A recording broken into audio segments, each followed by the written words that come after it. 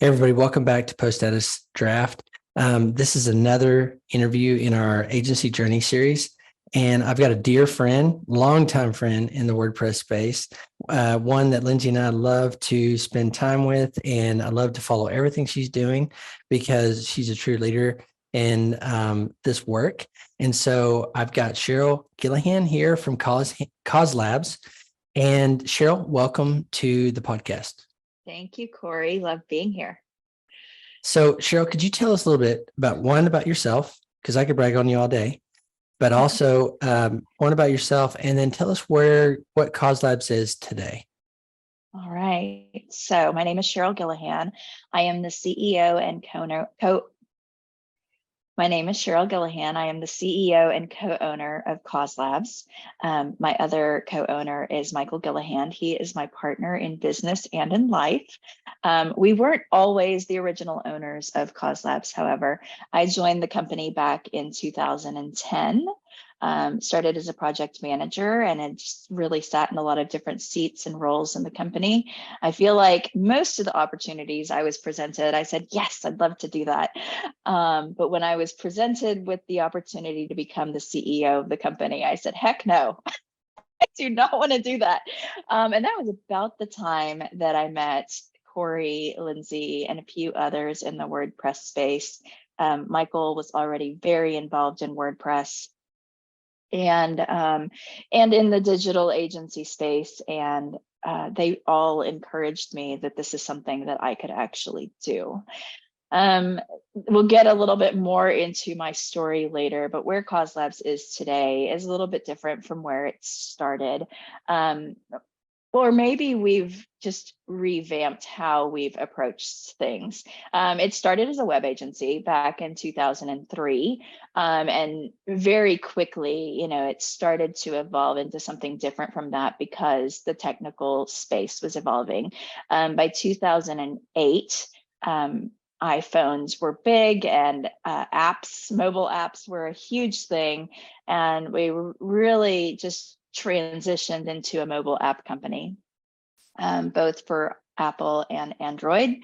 And we did that for a number of years and then went back towards web services and very custom web services, but then also playing with things like Raspberry Pi and SMS-based apps and just going with wherever technology was innovating. But we've found our way back to web services kind of in a different way. And so I'll talk about that more a little bit later.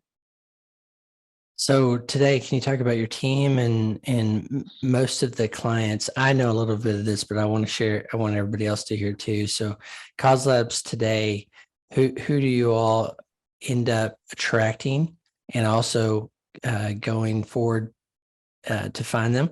And then, what does the team look like and what do you do today? Sure.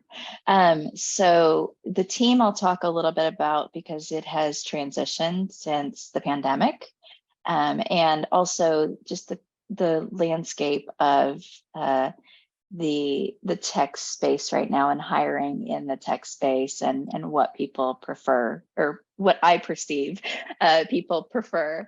And so I'll talk about that some in the following questions. But as far as who we attract as clients, our brand kind of resonates with nonprofit organizations.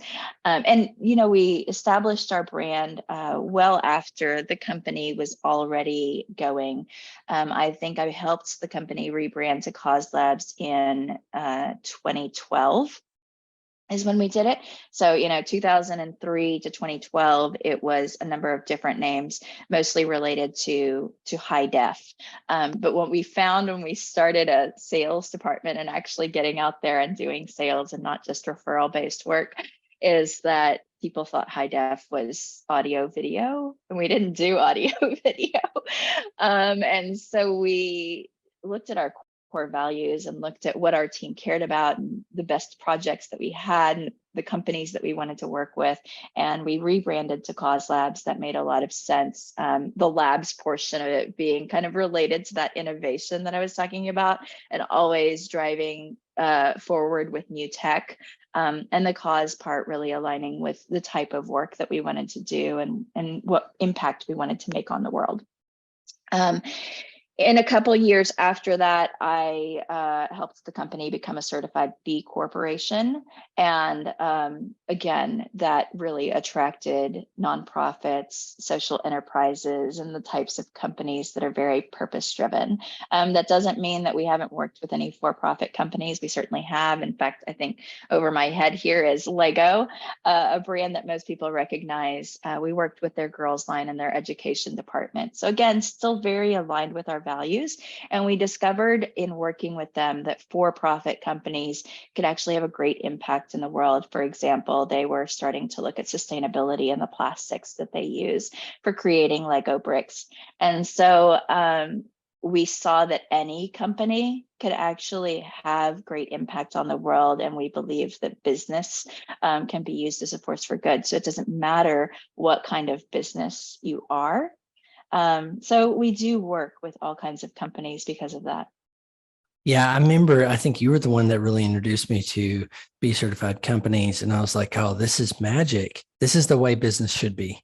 And because I love your personal values infuse everything you do. And it just makes sense when I was reading it. I think I might have saw it on your website after we talked. And I was like, this is cool.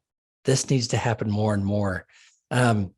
So, do good and do well. And I think so many times in today's business environment, it's focused on we want to do good part. We want to do well, very well, to the detriment sometimes. And so I love that that's a thing in business. And I love that you and CauseLabs are leading that. Where I know there's many businesses that do that, but I love that in our space, we have someone that is so proud of that. Okay. So that's a transition. That's a lot of evolution and adaptability. Like you were saying in 2008 with the iPhone, totally changed the planet. Then Android after it. But I love that in the past, it seems like you all have really adapted and moved with what the needs are and what you all can do. So tell me a little bit, also your connection with WordPress. Now and in the past, however you want to shape that, but I know that's not all you do. There's a lot of needs that you have for your clients that aren't necessarily WordPress, but I know you all prolifically use it throughout the business. But can you tell me a little bit of connection with WordPress? Sure. So I think I started with WordPress as a user, as most people do, creating my own website, adding some blogs. And then I was approached by my church because I had my own website. And they said, can you do our website? I said, sure. I picked a theme. I don't even remember where I picked it from. It was probably Theme Forest. And I customized that theme for our colors and our logo and started putting our content on there. And very quickly, because they could manage their content and actually manage their site, and it wasn't in HTML or PHP, I said, well, there's so many things we'd like to add now.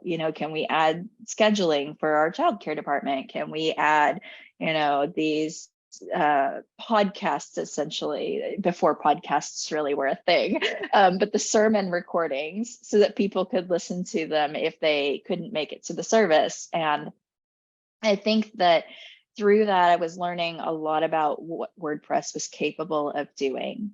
I at that time had no desire to really be a developer or be in an agency doing that kind of work. I had a day job. I was really good at it. I was in the digital space, but it was more in mergers and acquisitions. And I was, earning my title and a good salary, and we were stable as a family, and it was really great. But I was unhappy with the type of work that I was doing and the type of clients that I was working with, and I didn't feel any sense of purpose. I got into CauseLabs and kind of found that purpose, and it wasn't necessarily WordPress related work at first, but we were recognizing more and more that there was a lot that could be done with the partners that we were working with, where WordPress could be a good solution for them. And not just because it made our lives easier as developers, and that there was a lot of progress being made in WordPress, and there was a community there, and they're building ways to enhance and improve it. And it was just kind of a little bit more plug and play. And we could still customize it as custom backend software developers. We could still do a lot with it. But for our clients, it was a game changer. They were able to do so much with it when we handed over the site and said, okay, now you can manage your content and you can take your marketing and your organization forward. Sometimes I will say we're not happy with what our clients do with their websites after we hand it over to them. So we've questioned, like, how much restraint do we put on their investment, because they've invested on us creating this look, this feel, this template, this site for them, and all of these customizations. And sometimes they go in there, and what we would say is, maybe that wasn't the best choice to make with your content or with your website, but to each their own. And if it works for them and it actually propels their organization forward and they're able to make the impact that they want to make in their communities, then more power to them. So was CauseLabs doing, or the agency that became CauseLabs, doing WordPress when you got there, or did you all help introduce that? Not primarily. They had done a few WordPress websites. It really got more introduced when we became CauseLabs, and there were a few organizations that came to us once our brand became more known that already had WordPress websites. And we said, of course, sure, we can work on that. It's PHP based. We have PHP developers. We can definitely do that. It was challenging, though, to take a custom software developer and put them within the constraints of WordPress. If they don't know WordPress very well, there are things that are done that are not the WordPress way. And not that that's a negative thing, but it just makes life harder on them and makes future development probably harder on that particular website, and the maintenance of it a little bit harder.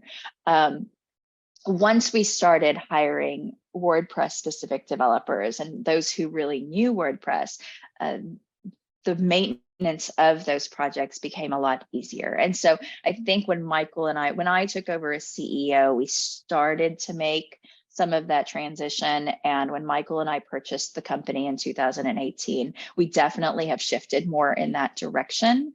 And the majority of our partners now are on WordPress websites. And the plugins we've used, the tools that we've used, the integrations that we've used have definitely evolved because technology keeps evolving, and WordPress itself has definitely had some big changes in the last few years. But I think that this transition for us has been really healthy because of the community support for this platform, as well as just the prolific, ubiquitous nature of it. Like, they honestly could not work with us anymore. And that obviously is not what we want, but our clients could not work with us anymore and still be able to successfully manage their sites. Yeah, that's huge for the clients, where you get into a custom work and the ability for a long range of things. The post status website has evolved, but thankfully it's on WordPress. But well, okay, so I wanted to kind of fill in some of those details there about the evolution of CauseLabs and you with it. Now becoming CEO, now owning it, and then the WordPress connection there too, where you all have been organizers, very prolific in the WordPress community for WordCamps, in particular DFW. So tell me a little bit. We mentioned team in the beginning, but tell me how that's evolved to today. I love how you all have adjusted with the currents and needs, and who you are too. That's a big one with the whole CauseLabs name and mission, which you live and breathe. Tell me a little bit about how that. So the evolution of team is a really interesting one. And I think this is one that small business owners particularly struggle with and can definitely learn from other business owners. and just the experience sharing of that. So when I joined the company, we were growing, but it was kind of a scary, daunting thing because there was one primary client where 90% of the revenue came from one client. But that one client had so many needs and was innovating so much that we were growing this large team around one client.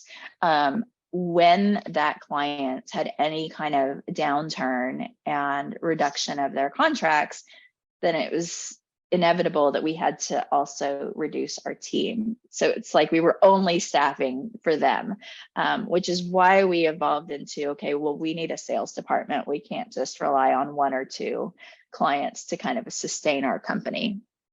And as we rebranded, as we created a sales team, as we created some marketing and PR, we were then growing our team in a more healthy manner. I mean, we had to scale back considerably, but then we started growing again in a healthy manner to recognize, okay, once we don't have any more capacity, and yet there is a pipeline for sales. And this is kind of the struggle that I had stepping into the sales role was, well, our team is completely booked and it takes us, 3 months to hire the right person. And I can't sell anything. Like my salary was, base plus commission, but I couldn't make commission because I couldn't sell anything because nobody wants to buy from me when I say, well, we can start on that project in 3 months. That's just not a world that exists when everybody wants instant gratification and they want to start right now. And they only come to us when they're ready to do the project, not when they're 3 to 6 months away from wanting to do that project.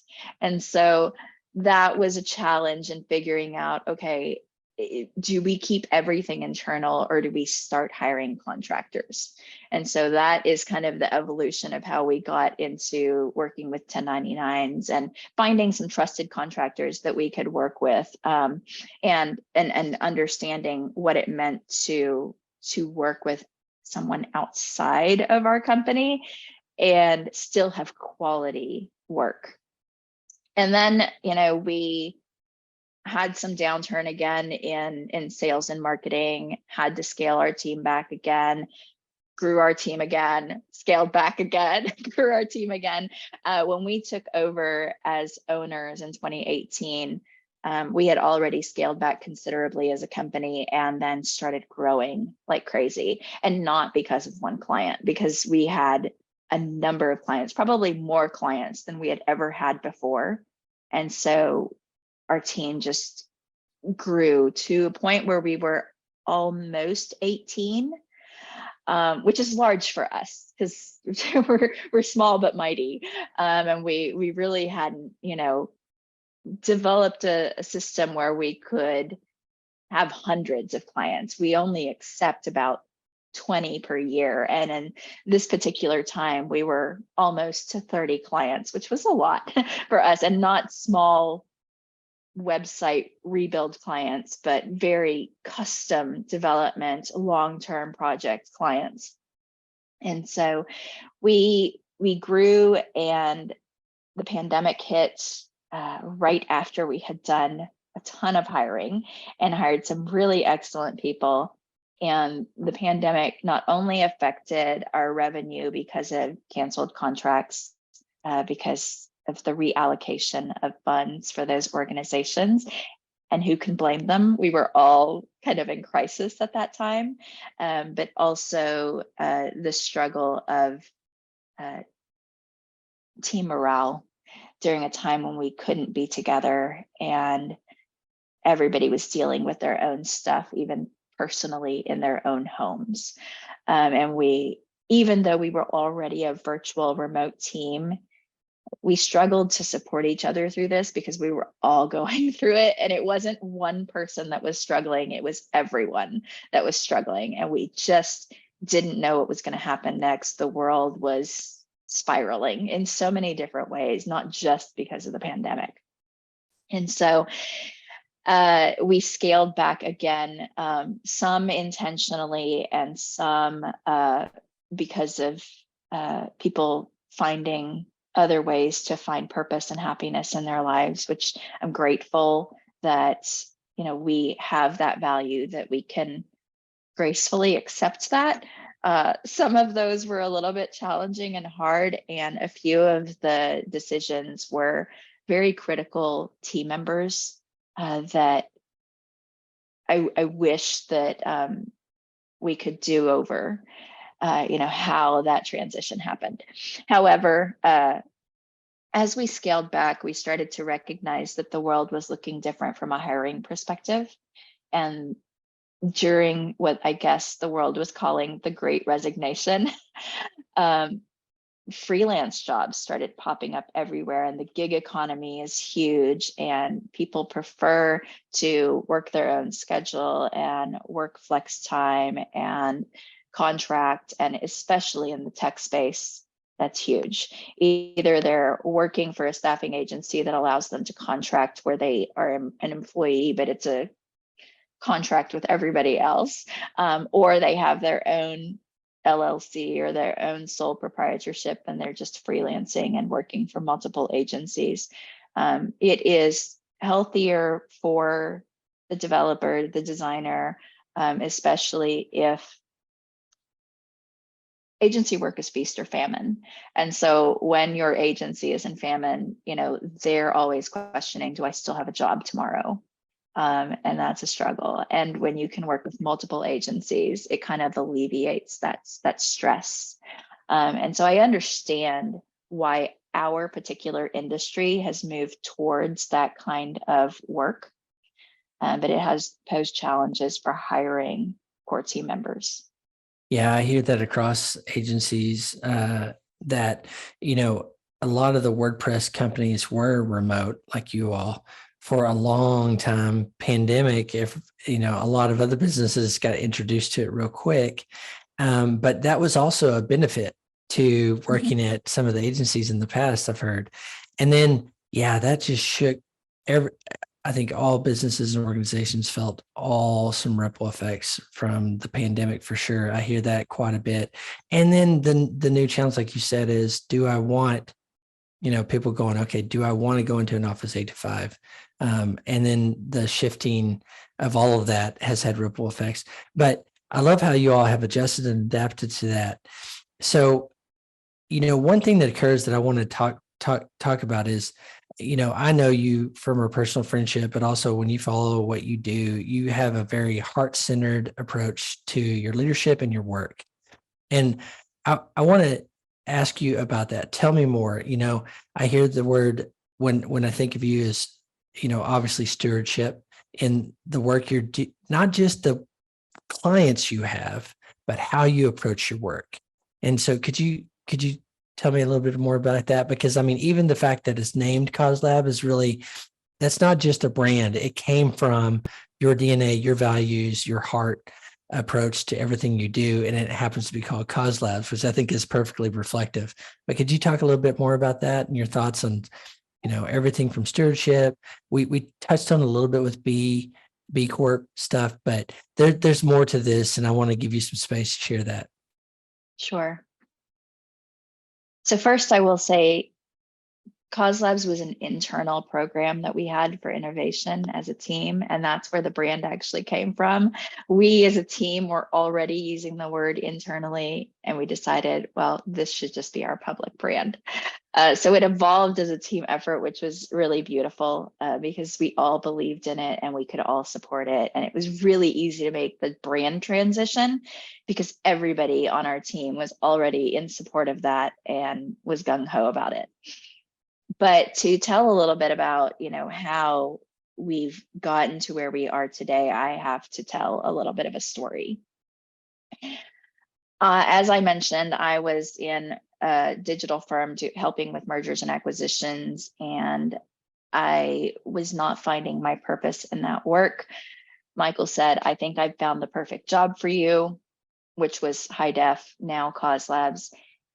And as we were talking more about it, he said, well, it's over here on Craigslist. I was like, are you kidding me? That is such a scam. But apparently recruiters used Craigslist a lot in 2010 and every job was on Craigslist. It checked all the boxes. It aligned with my faith. it aligned with the skill set that I had. And it also was for a translation project, which prior to me getting back into the workforce, I was an Arabic translator for the military. And so I said, okay, well, I'll take a look only because it looks really good, almost too good to be true. So I had multiple interviews. I think it landed somewhere around 8 interviews, but primarily because I was interviewing them as much as they were interviewing me. And the clients also, not just CauseLabs, but the clients that they were going to be working for was a local organization here in Texas. And they got to interview me as well, which is really weird that a client gets to interview, but I was going to be working 3 days a week in their office as their on-site project manager for this project. And it was translating the Bible into a language that had never been written before, and using technology to kind of crowdsource that translation, which crowdsourcing was this huge thing around that time with Kickstarter, but also Wikipedia was just starting to do crowdsourced translation of their pages. Facebook was starting to do crowdsourced translation of their pages, and using the community's knowledge, not only to translate, but also to check each other's work. And so we said, well, we could do that for other types of projects, and scripture translation was the one that we were attempting to do it for. In the work that we were doing, I was in India within, I believe, a month of starting this project and really getting to experience what it was like over there in India. I'd never been to India before, and went to some rural villages and went to a few orphanages, primarily because we were testing how young could we go with translation. The middle schoolers were very tech savvy. They didn't know the language as well, but they knew enough, and could they translate words? And then we could check and actually translate context and other things. While we were at the orphanage, we saw what I learned is called semi-orphans, and those are children who have a mother, but are still being served at the orphanage. And I said, why are there so many mothers here? And then they explained it to me, in their country, there's not a lot of capacity for women to support their children after a father has passed or a father has left them. Really, depending on where they are, they may not be able to find work. They just don't have any source of income. They're essentially orphaned, like the children are, because there's no way to support them. And so the orphanages were providing education and food and healthcare. And when I told my mother this story, she said, "Did you know you were one of these kids?" And so I knew that they didn't get married until I was 6 years old. I knew that my father, didn't know about me at first and really didn't become a part of my life until I was 2.5 years old. Like, these are all things that I knew. And I also kind of knew that we were experiencing poverty, but you don't really think about that as you're growing up. And it wasn't something that I thought it was like, oh, well, that's how it was back then. It's not like that now. But then seeing it in person in a country, 30 years later, I'm like, how does this still exist in the world? And so I did not know that I was sponsored by the Pearl S. Buck Foundation, that we were living in poverty, that my mother was receiving, a few dollars a week for food, and that when I was 18 months old, they provided life-saving medical care for me. Like, these are things that I just did not know. And so in that, I discovered my poverty story. I discovered my purpose. And I said, well, I guess this is why I'm here. This is why God put me in this work. This is why I left my excellent paying job and my title and my ego. And I'm now a project manager for this project. And so with that, I was all in.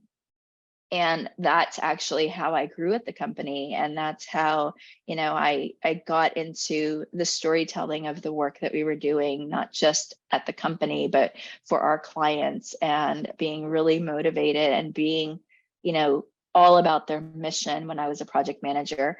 And from there, I led the project management team, and then I led the marketing team, and then I developed a sales team because we didn't have a sales department at all. And I didn't want to do that, but I discovered my love and passion for business development and sales, and really helping people find what is right for them to build.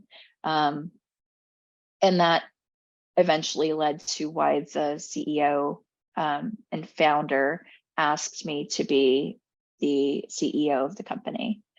And being the CEO for a few years is what made me recognize that I am capable of being a business owner. And so when that opportunity arose for us to own the company, it was a pretty easy yes. I would say the hardest part of it is that Michael also had his own web agency, and it was called Purpose WP. And it was gaining traction in the WordPress space. It was specific to WordPress, it was specific to nonprofits. And while CauseLabs was also doing the same kind of work, we were doing that enterprise level custom development, not necessarily in WordPress space. And so we never had a conflict of interest, and we were never competing with each other for clients. But if we were going to be owners, this was a family decision. And then, which brand do we carry forward with? How do we merge the two companies together? Do we merge the two companies together? And really the logistical part of that, and the coming together of what we wanted this company to become, was the hardest decision, not the decision on whether or not we could own it. I love your story. I did not know all of that. But that's, again, it just resonates because it's heartfelt. It's who you are. But I know how you talk about the work you do, who you do it for is very important to you, and making that difference in the world is absolutely critical. And that's a key. You just shared the key connection for me. And, and then, talking about Michael for sure. That part, that's so interesting. And Michael needs his own interview too at some point, I think. But I knew you were here at CauseLabs. I didn't know all you do, and then the connection for sure with Michael and Purpose WP. So that's fantastic. Well, okay, so now we're in 2023. I want to switch gears for a second, just to ask you about where we are in the world, in the web. There's a lot of stuff going, and get your thoughts on all of that. Where does the future hold for all this? What are you seeing with your clients, for instance, where they're going with their web work in particular? And any thoughts on that? I mentioned earlier that we were doing anything and everything. We were innovating. We were touching every single platform, doing all sorts of different code, had specialties in different spaces, and have really transitioned most of our work into WordPress. And part of the reason for that is because of the way that our clients can really carry that forward. The specific instances where we don't use WordPress is where there isn't really a blogging need, or a news mechanism need, or continuous content need. And there's other utilitarian things that are actually needed from the platform, and the kind of weight of WordPress doesn't make sense from a content management perspective. And so we do have a couple projects that are still very custom software development projects. And there isn't a lot of changes on those projects other than, patches for security and things like that. And so I think that the reason that we've moved towards WordPress, as I mentioned, was because of our core values, actually. And to speak a little to, Michael and I merging our companies together and really finding what our core values were and evolving the company to where it is today. The challenges and transitions that we had to make during the pandemic for very custom work that you had to plan way in advance for, and these long-term projects, and moving more towards we can start helping you more quickly. And the ways in which we do that and continue to do that with our partnerships, and I do call them partners, not clients usually, because I do believe that it's a long-term partnership. And just recently in 2023, Michael has kind of helped me understand what we've been doing and what this has led to. And I think that what it's evolved into is something that we're calling sustainable digital stewardship. And it's something that I feel like we've always done, and we just keep getting better and better at it. And some of the training that we've had, some of the partners that we've worked with, including IDEO and IDEO.org, in training us in human-centered design, some of the work that we've done in empathy, some of the things that we've done with other clients and other methodologies, and working in growth-driven development, for example. All of that has sort of culminated into what does that mean for us as a purpose-driven organization? And it really has become that we are stewards of our clients' investments. And for us, because we're a public benefit corporation, because we're a certified B Corp, sustainable to us is not just everything is green and environmentally friendly or socially conscious. It also means that there's a sustainability for the organization, for the business, for the program, for the community that it's serving. And WordPress has given us that capability to say, you know, you can continue to evolve. This project, this site, this program can continue to evolve as technology is evolving. And what we have seen in the past with companies who failed to recognize that technology was going to shut them down is that they've gone bankrupt. And, you know, I mean, I can list those stories, but we probably don't have time on this podcast to go through those.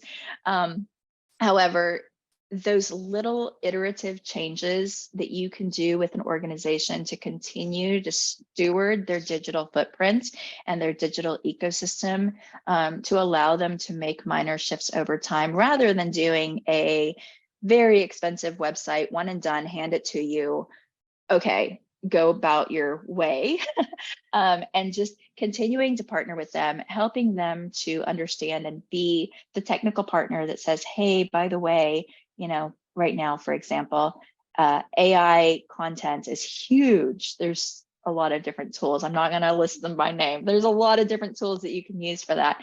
And helping our clients understand that landscape and say, okay, they're not all created equal. What is it that you want to use it for? How do you want to use it? And they may not even understand how to prompt the technology to give them what they want. And so we can help guide that, and we can help them understand what kind of investments they can make. And sometimes that investment is minimal, like pennies for some of these tools. And then other times it's a larger investment for integration of their systems so that they can optimize their programs and their business.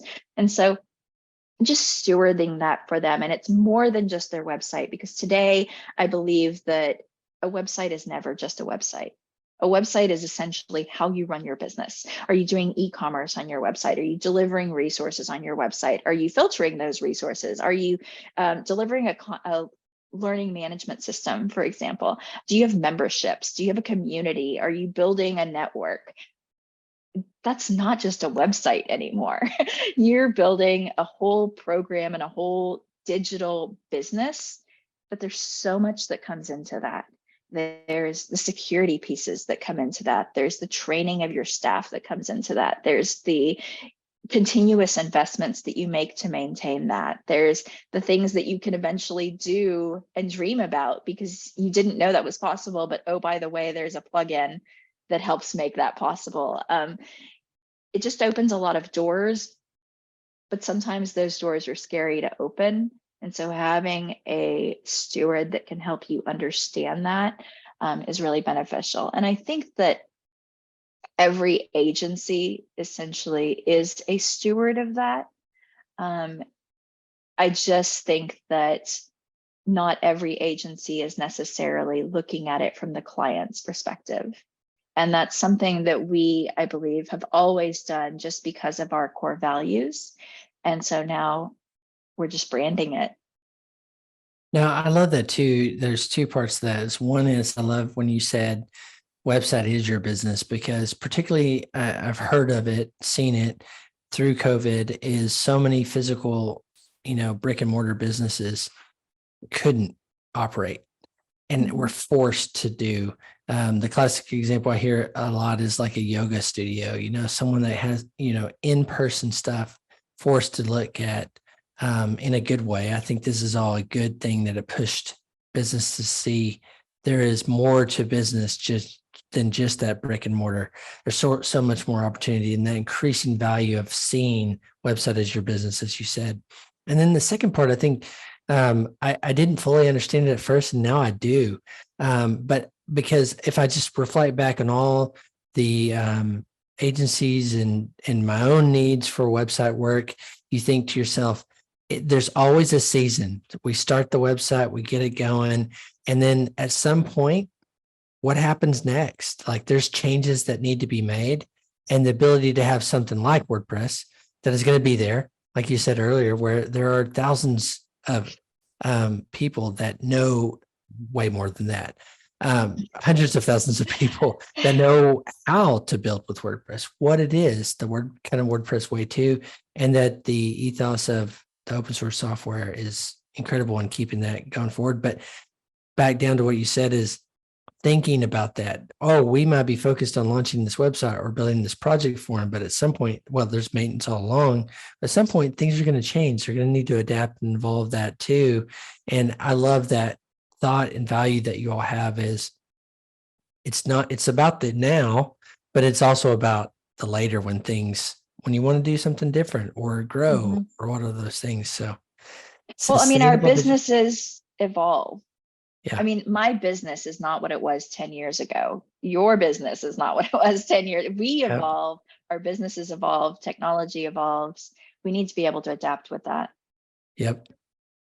I love that. Sustainable digital stewardship. Well, Sheryle, thanks so much for sharing all of this. I love to hear the stories because they illuminate who you are, who I've seen you be. Anything else before we say goodbye? I don't think so. We will be at WordCamp US. So for anybody that's listening that's going to be there, we would love to meet you. And I am a huge advocate for using business for good, but also using WordPress and technology as a force for good. So any questions on that? I mean, I'm an open book. I'm a huge advocate for any business doing this. And so while I want people to work for us, I want more agencies to look like us also. That's a great way to end that. Thanks so much, Sheryle, for being on Post Data Stress. And thanks everybody else for tuning in. We'll see you all next time. Thank you.